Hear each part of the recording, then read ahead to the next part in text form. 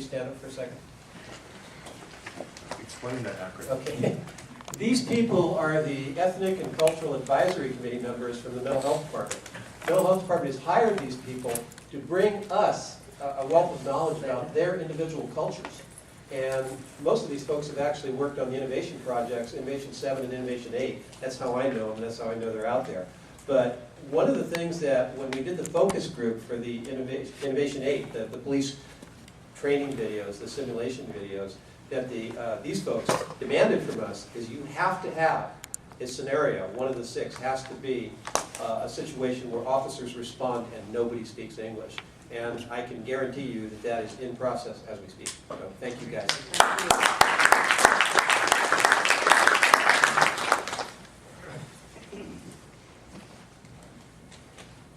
Okay. Next question, with all services, why is our downtown area full of homeless and mentally ill people? What is the approach to such an issue?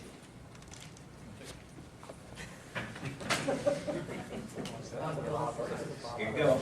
How do we walk on why?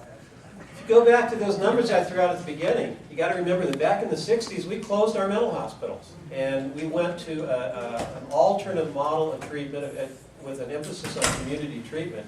The problem is we closed the mental hospitals before the community treatment was there. And in my own opinion, limited as it is, and I'm not a clinician, I think that's still the case.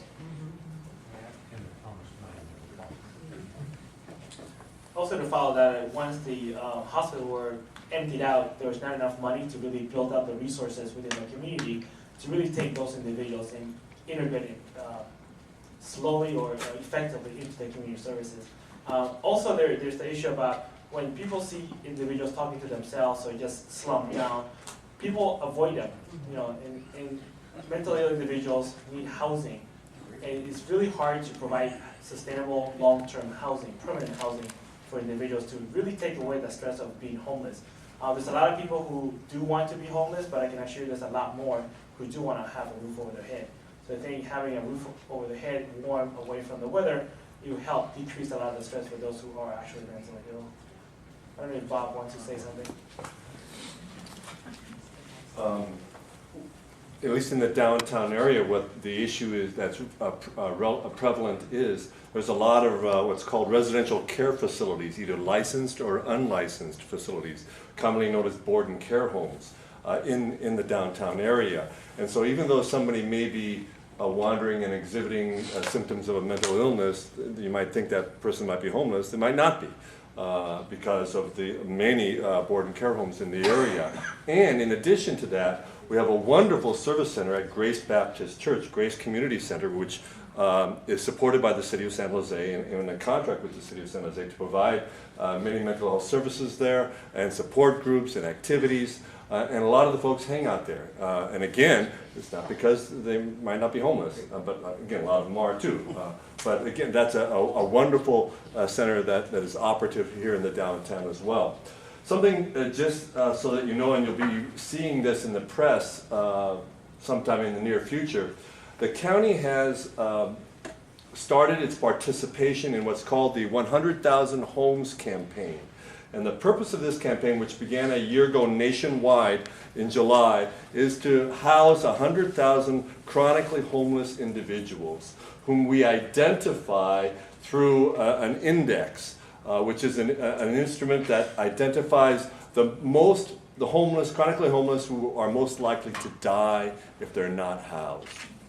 And we're going to be starting that process in June.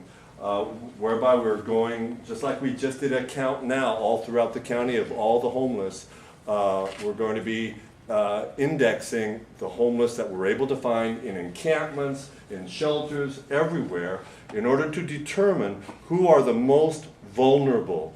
And mental illness is a part of that vulnerability, so that we can prioritize who and how we're going to house 500 of those folks next year. We have a goal of housing 1,000 in 2 years, 500 of which we'll be able to do this coming year.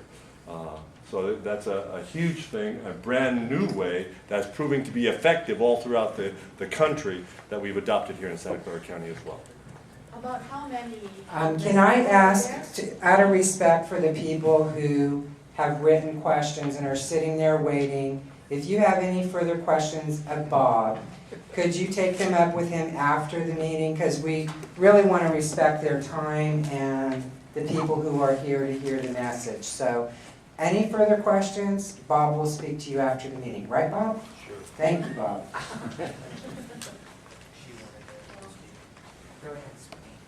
I just wanted to add a little bit more to that. My agency works with the transition age homeless youth, street kids, and a large percentage of them have mental health issues. And one of our goals is to be able to connect with those youth in our street outreach. We go out to the camps, we find all their places where they sleep and try to bring them into services.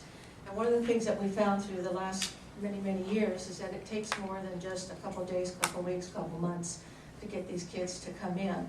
And it takes a lot of engagement from, we use peer mentors, staff that have been there.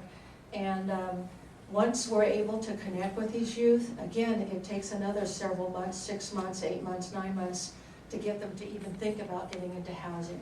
And the ones that we get in really early into housing generally blow out. So we are really working hard to provide that safety net while they're still on the street in order to bring them in and then get them to safe housing. But again, I think what's important is to realize that sometimes that takes up to a year. Okay, how can ECAC be better utilized? What is that? Yeah, what's first, explain what it is. I'll let English. ECCAC, as I mentioned a minute ago, is Ethnic and Cultural Community Advisory Committees. These are actually, I think we have about 7 of them, 9 of them now, and they represent ethnic and cultural communities. They are hired by the mental health department as contractors, like I am, to come in and represent their community to the mental health department and to do outreach into their individual communities. Is that pretty much a good description? They are a fantastic resource for the mental health department. I can tell you that in the projects that I've worked on, when I needed input from an ethnic or a cultural community, one phone call, and I could go over to the learning partnership that we have, where we do all our training on East Santa Clara, and I have a room full of people that I could use as resources, and they advised me and they advised the programs that I've worked on. I think that what we probably need to do to use them better is to publicize their utility, what they do for the mental health department and what they do for the community more. Because I think if the communities they represent were aware of the services they offer to do outreach, and I think if our own mental health system was more aware of the resources they could offer us as either mental health professionals or as contractors in my case, they, in a sense, do the same thing I do with law enforcement. I'm the law enforcement liaison for the mental health department. I got 1 foot in each camp, and I love it. It's a great job. That's the same thing they do. They work for the mental health department, and they represent a community with passion and with a great deal of expertise. And I think that, if anything, we should publicize their use more, so that both sides, each camp uses them more, and probably provide a better resource to them in terms of training and outreach tools, things of that nature. Thank you. I think actually there are plenty of people in this room that can answer that question way better than I can. You did it very well, thank you. Thank you. I got a couple of CIT questions I'll try to wrap together. First one says, what have been the results since implementation of CIT within the San Jose Police in terms of reduced police-involved shootings, reduced arrest of mentally ill? The second one says, how many officers are qualified to evaluate mental health issues? And is the Sheriff's Department getting CIT as well? I'll repeat that, I'll repeat that if you like. Well, currently we have about 360 officers that are qualified in CIT, but every officer on the street is qualified in evaluating whether there's mental illness and where that person needs to go, whether they're a danger to themselves or danger to others or gravely disabled. Sheriff's Department. And the Sheriff's Department has the same CIT program that we have. They're running currently 3 CIT programs a year, and they have an outstanding program. It's very similar to ours. We just finished our 10th program in the county, and we have trained about 300 officers from the Sheriff's Department and the other agencies in the county, including one San Jose officer. And what are the results in terms of reduced police shootings and reduced arrests of mentally ill? Yeah, and I don't have those numbers, and that's something that we can certainly follow up on either for the next meeting, or if people want to come up, ask me that, and we'll get your contact information provided for you. There are a lot of times when we won't know. You can see the numbers are so low to begin with. The percentage reduction would probably be pretty substantial. Going from 3 to 0 in a given year is pretty substantial. What we try and evaluate is how many cases where you don't know if you're going to be involved in a use of force case or not, but if you had a successful resolution to a call that involved a mental health issue, that's a success in and of itself. Whether force was used or not is really a critical piece of it, but it's not the only piece. So I think as we look at our statistics, and something that we will do when we get back, and is to determine how many mental health calls we actually had, how many times CIT officers were deployed, what were the outcomes of the resolutions of those cases. I think that will give us a lot of good data.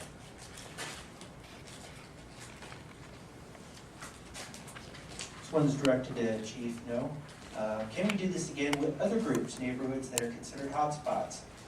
Chief No's idea should be encouraged. Chief said yes. Absolutely. We're going to need your help. It's word of mouth. It's getting people out there, getting people to be involved. Our police department, we're very responsive. I can tell you that Chief Moore and I, we never miss an opportunity to attend a function when we're invited. And the chief here, I can tell you, he loves Vietnamese food. We went to a grand all food, okay? I'm going to be off. And it's just not at these formal settings. It's at functions, and it's at dinners, lunches that we're invited to. And I know that we all are committed to making ourselves accessible to community members. And so yeah, we need your help. We love to attend these meetings, but we need your help also. Word of mouth, getting people to be involved, and we'll be there.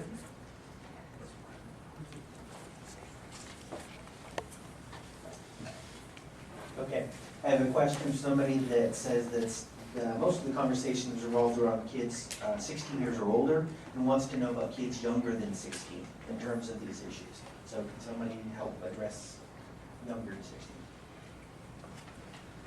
I think for kids younger than 16, one of the challenges in regards to diagnosing any real mental illness is very challenging, because kids developmentally, they're changing all the time.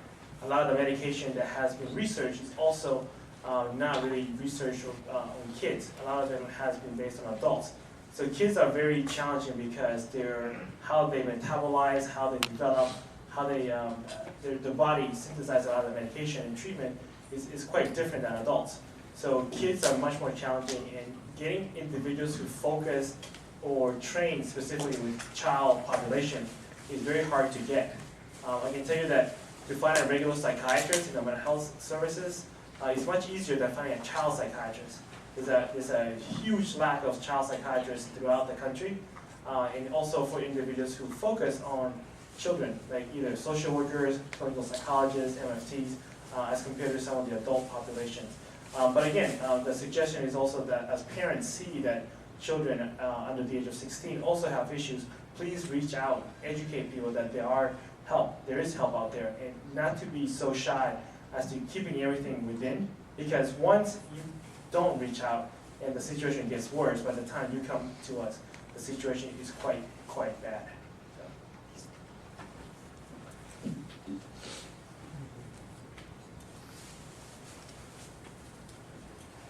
Again, there are support groups oriented toward younger children where a parent can go to express their concerns, get advice, talk to other people that have the same issues. We have a NAMI newsletter that comes out monthly, and in it is, and I've got copies of it